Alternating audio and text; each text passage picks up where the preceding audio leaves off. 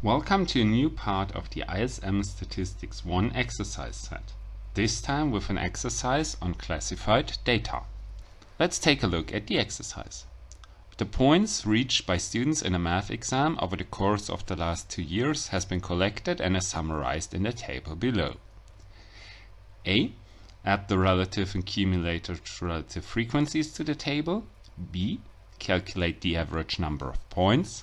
And C. Calculate the median of the points. So let's jump right into this.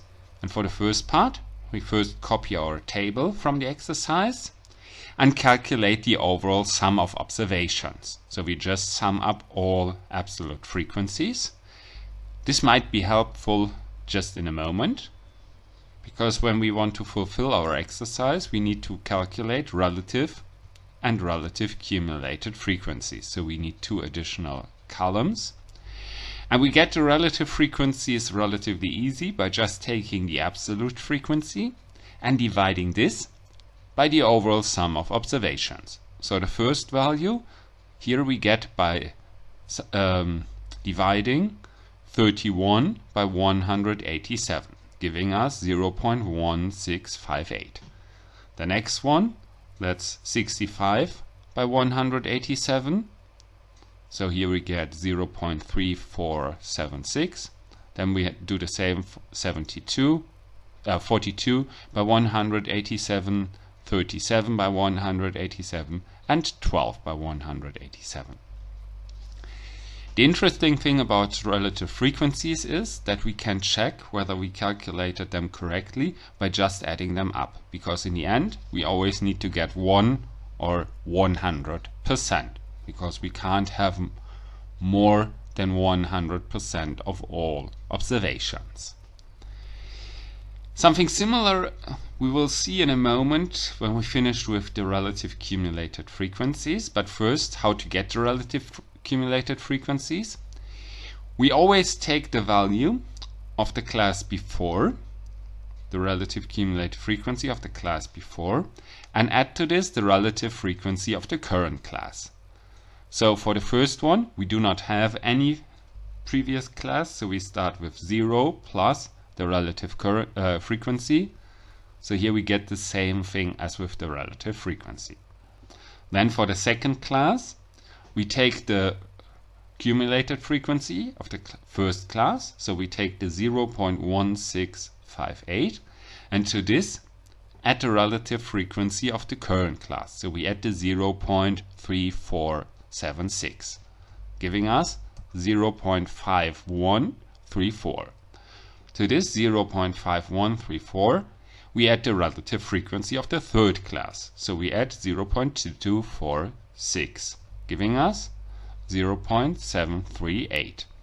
And we do this for the next one as well, adding the 0.1979, and for the final one adding to the new result 0.0642, giving us 1. And this is the point where you can also check whether you did everything correctly, because in the end the relative cumulated frequencies always need to get to 1. So as the relative frequencies summed up become 1, the final entry in the column for the relative cumulated frequencies also is 1. So this then concludes the first part of our exercise, and we can carry on with the second one, where we still use the same frequency table we just constructed, but start with some calculations. If we calculate the mean, first off we need the relative frequencies Ri, and we need to multiply the relative frequencies with the class averages. Class averages, or more or less the value exactly in the middle of the class. And well, we get this value by taking the average of upper and lower bound of the class. So for the first class, for example, we go 0.49, giving us 49, and we divide this by 2, so we get 24.5. The same thing we do for all the other 4 classes as well. So if we have the second class, we calculate 50 plus 65 giving us 115, and then we divide the 115 by 2. And we can see how this all works out. We get the following results. So the first value always is the class average. The second one is the respective relative frequency. So if we multiply those two and add this up, in the end we will get a value of 60.7287, and this is our class average. This is our arithmetic mean for the classified data set. So the average number of points student gets is around 61. And this then concludes the second part, part B. And we can turn to the third part of our exercise. Again, we consider our frequency table. And when we calculate the median, we use the following formula. How do we get the values for the formula? For this, we need to first find our median class. The median class is defined by being the class for which the relative cumulated frequency for the first time become larger than 0.5. If we take a look at our frequency table, we see here for the second class the relative cumulated frequency for the first time becomes larger than 0.5. So meaning our median class is the class from 50 to 65 points.